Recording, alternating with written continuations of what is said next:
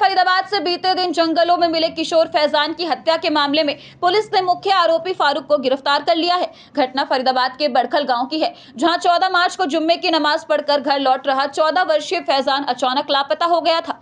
परिजनों ने उसे काफी तलाशा, लेकिन 15 मार्च की सुबह उसका शव बड़खल की पहाड़ियों से मिला। इस निर्मम हत्या से पूरे इलाके में सनसनी फैल गई।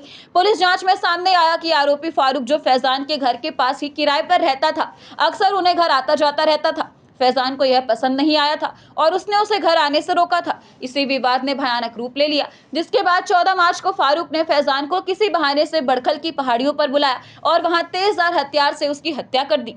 क्या है पूरा मामला?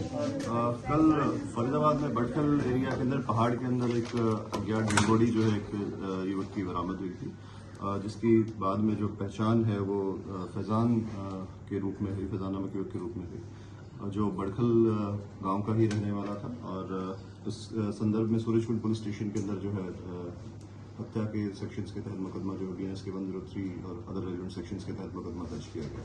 मामले की इन्वेस्टिगेशन की जिम्मेवारी पुलिस उपायुक्त महोदय के द्वारा क्राइम ब्रांच DLF को दी गई। क्राइम ब्रांच की टीम ने जो आरोपी है उसे गिरफ्तार करने का जो है काम किया है। जो आरोपी जिसे गिरफ्तार किया गया है उसका नाम मोहम्मद फारूक है और जो 22 साल का है, पीछे से प्रतापगढ़ यूपी का रहने वाला है और फिलहाल यहीं बड़खल गांव के अंदर ही एक वर्कशॉप पे काम करता है तथा यहीं पे जो है वो किराए पे रहता है। आरोपी के द्वारा जो मृतक फैजान है उसके ऊपर जो एक धारदार वस्तु से जो है हमले की, जिसकी वजह से उसकी मृत्यु हुई। अभी जो आरोपी है ये पुलिस कस्टडी के अंदर है और इसे कोर्ट में पेश करके इसका पुलिस रिमांड लिया जाएगा तथा इससे गहनता से जो पूछताछ है वो की जाएगी। अभी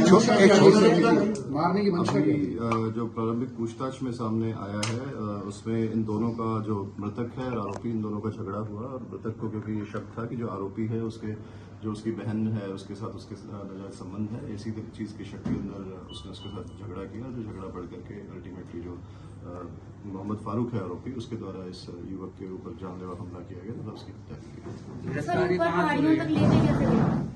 जैसा मैंने बताया, वो दोनों पड़ोस में नजदीक ही रहने वाले थे तथा एक दूसरे को जानते थे। उसके द्वारा पहले उसे बुलाया गया था वहां पर और उसके बुलाने के ऊपर ही मृतक वहां पर गया था, जहां पे उसने जो है वो पहले से इस चीज को लेकर के प्रिपेयर्ड था। जो हथियार अपने साथ कैरी कर रहा था उसने उसके ऊपर हमले किए मल्टीपल, जिस वजह से उसकी मौत हुई। सर, आरोपी एक है, इसमें कोई और भी शामिल था? अभी तक की जो इन्वेस्टिगेशन में सामने आया है, एक ही आरोपी मोहम्मद फारूक जो है उसका रोल सामने आया है, जिसे गिरफ्तार कर लिया गया है। रिमांड के दौरान जो है अन्य लोगों की संलिप्तता के बारे में भी गहनता से पूछताछ जो है वो की जाएगी। अगर अन्य किसी का भी अगर इसमें रोल आएगा तो उसे भी गिरफ्तार किया। पहले से कोई क्राइम रिकॉर्ड है इसका? जो जैसा मैंने बताया, मोहम्मद फारूक जो है वो अब कोई 10वीं